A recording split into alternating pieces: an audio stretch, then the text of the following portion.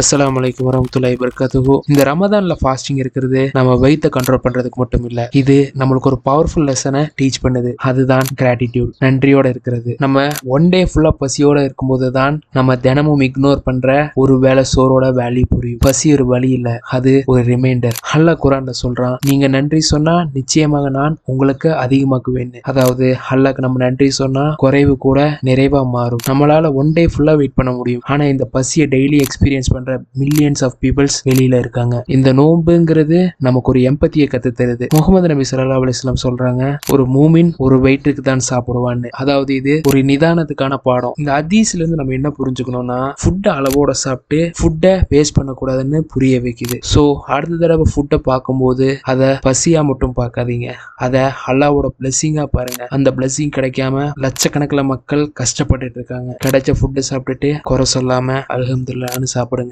அப்படி நீங்க பண்ணுவீங்கன்னா கமெண்ட்ல அல்ஹம்துலில்லாஹ் ஃபார் எவ்ரி பைட்னு கமெண்ட் பண்ணுங்க. இந்த வீடியோ பிடிச்சிருந்தா லைக் பண்ணிட்டு இந்த வீடியோ யாருக்கு தேவைப்படுதோ அவங்களுக்கு ஷேர் பண்ணிடுங்க. இந்த மாதிரி நிறைய வீடியோஸ்க்கு சப்ஸ்கிரைப் ஃபாலோ பண்ணிடுங்க. இன்ஷா அல்லாஹ் உங்க எல்லாரையும் டே 26ல மீட் பண்றேன். அஸ்ஸலாமு அலைக்கும் வரஹ்மத்துல்லாஹி வபரகாத்துஹு.